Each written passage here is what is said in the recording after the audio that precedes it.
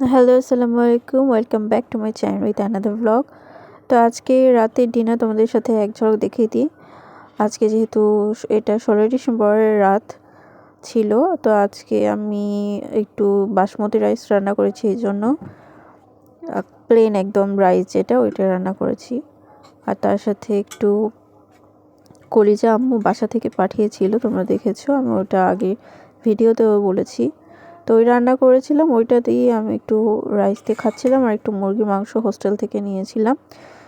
তো এই তো বন্ধুরা, তো আমি লেক থেকে আসার সময় রজনীগন্ধা ফুল আর গোলাপের একটা মালা নিয়ে এসেছিলাম।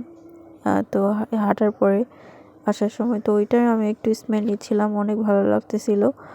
আর স্টিল আমি স্মেল নিচ্ছি, কারণ আমার রজনীগন্ধা ফুল খুব প্রিয়, মানে সবচেয়ে প্রিয় ফেভারিট ফ্লাওয়ার টিউবরোজ। তো এই তো ডিনারটা কমপ্লিট করেছি। পরে মাছ ভাজি একটা ছিল দুপুরে, ওটা দিকে কমপ্লিট করলাম। তারপরে আমার পড়তে পড়তে ক্ষুধা লেগেছিল, যেহেতু আমার পরীক্ষা ছিল পরের দিন। তো পরীক্ষা শেষ করে আমি আবার বাসায় যাব, তো কারণ আমার আবার নওগাঁ আরেকটা পরীক্ষা আছে।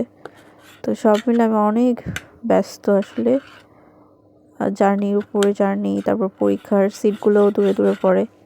সো আমার উপর একটু প্রেশার যাচ্ছে, আর এমনিতেও আদার্স কাজের প্রেশার তো আছেই।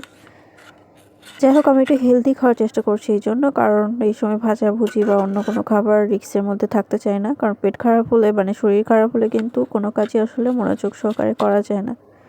আর এক্সাম, পরীক্ষা, পড়াশোনা এই ব্যাপারগুলোর সময় সবসময় হেলথের দিকে বেশি খেয়াল রাখতে হয়। তো এই জন্য আর কি আমি একটু টমেটো কেটে খাচ্ছিলাম সামান্য একটু লবণ দিয়ে। পরে আমি ডিনার করেছি। পরের দিন সকালে আমি আবার একটু ভাপা পিঠা আর একটু খেয়েছিলাম বেগুন ভর্তা ভাত। যাই হোক, তোমাদেরকে দেখিয়ে দিই বাসায় আম্মুর জন্য কী কিনেছি। এই পারফিউম, মানে আতর টাইপের পারফিউম কিছুটা। তো এই পারফিউমটা কিনেছি 180 টাকা দাম। তোমাদেরকে দেখিয়ে দিলাম, এটা অনেক সুন্দর জেসমিন ফুলের স্মেল। আর আম্মুর যেহেতু নিভিয়া ক্রিম লাগবে, আম্মু বলেছিল, তো আম্মুর জন্য নিভিয়া একটা ক্রিম, ওইটা ছিল 290। আর তিসি কিনেছি আমি। এটা আমি কি করি সেটা জানতে অবশ্যই ভিডিওটা তোমরা নিয়মিত দেখবে। আর এখনও যারা সাবস্ক্রাইব করো না আমার চ্যানেল, অবশ্যই সাবস্ক্রাইব করো, আর লাইক কমেন্ট শেয়ার করো, ফলো করো আমাকে। আর আমি কিনেছি আমার বডি স্প্রে ফুরে গেছে আর কি, স্প্রে না, আমি পারফিউম ইউজ করতাম, ওইটা ফুরে গেছে। পরে এই জন্য আমি একটা কিনেছি নতুন লেয়ার শটের।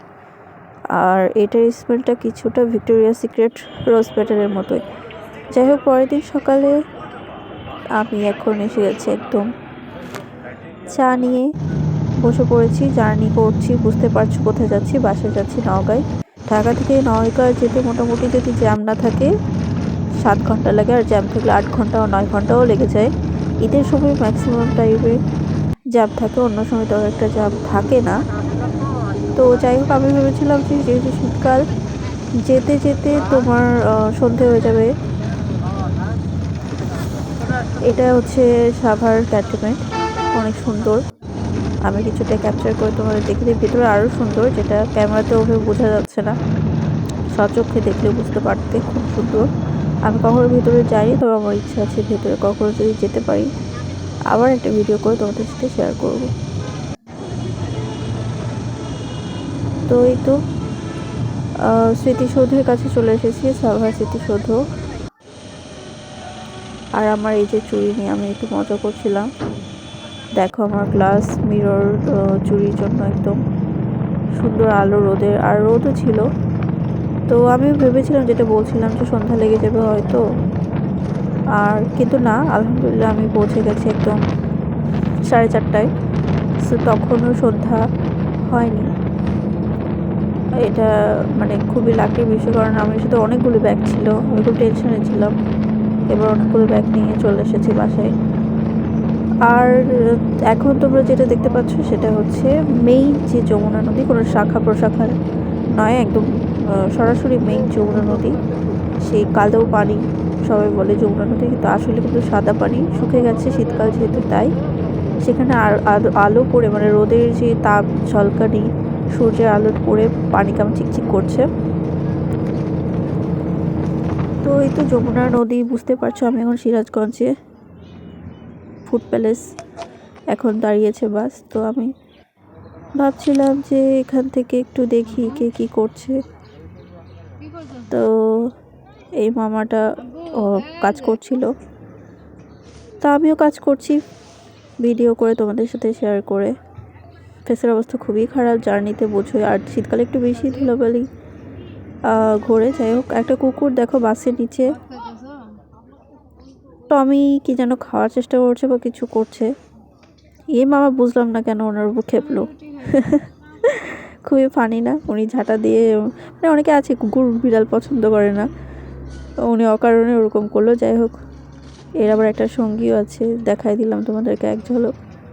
পিচিটা নাচতেছিল। আর এই যে দেখো, একে বলে নিশানি, জার্নি কা নিশানি। অনেকে বমি করে, আমার বড় বোনও বমি করে, সেই নিশানি জার্নির। যাই হোক, আমি চলে এসেছি এখন শেরপুর বগুড়ায়, মানে বুঝতে পারছি সিরাজগঞ্জ পার হয়েছি। আর এখানে জানি না কি হয়েছে, প্রচুর মৌলবি বাহিনী, জানি না জামাত না কি, আমি এগুলো বুঝি না আর বুঝতে চাইও না।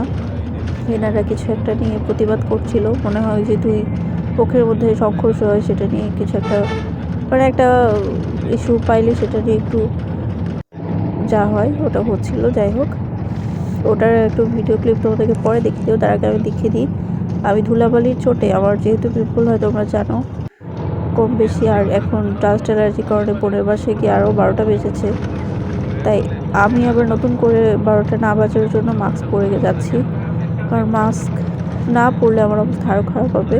আর এখন এখানে দেখো এদের বাসায় সবার যাদের এই জমিগুলো, তারা কতটা ভাগ্যবান, নতুন ধান কেটে সেই ধান থেকে চাল, সেই চালের নতুন চালের গুঁড়া দিয়ে নতুন ভাপা পিঠা খেয়েছে। ধানগুলো কাটা হয়ে গেছে, বুঝতে পারছো, তারা অনেক কর্মঠ এবং তারা ডিজার্ভও করে। আমাদের ঢাকায় যারা থাকি তাদের মতো বাসি চালের গুঁড়ার পিঠা খায় না তারা। যাই হোক, এখানে সরিষার গাছ লাগানো ছিল, সরিষা সেভাবে এখনও হয়নি, হালকা হালকা হলুদ ফুল, মানে ছোট ছিল গাছগুলো। আর আমি জানি না শরৎকালে কাশফুল মানে দেখা যায়, কিন্তু কেন শরৎকালে ছাড়াও শীতকালেও কাশফুল এখন আমি জানি না, বাট দেখে ভাল লাগছিল।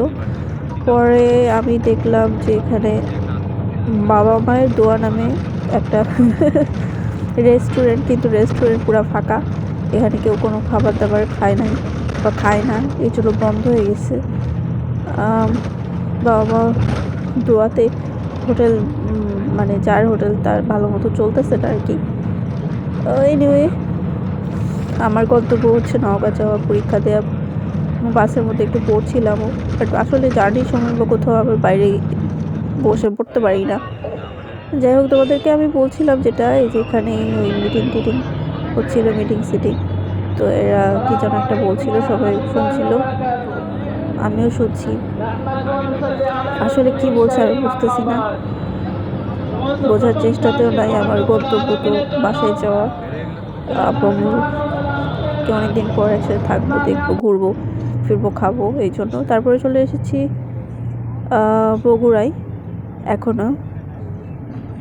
এখনও নওগাঁ আসতে দেরি আছে, কারণ বগুড়া পার হইতে দেরি হয় কেন জানি, আমি জানি না। আমার কাছে মনে হয় বগুড়া সিরাজগঞ্জের থেকেও বেশি দূর লাগে আমার কাছে, মানে বড় লাগে।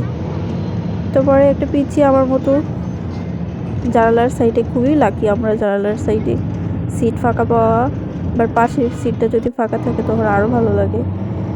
আমার কেন জানি পাশের সিট ফাঁকা থাকে না, পাশে একটা আন্টি বসছিল, বাট ফাঁকা থাকলে কিন্তু ভালোই লাগে, খারাপ লাগে না।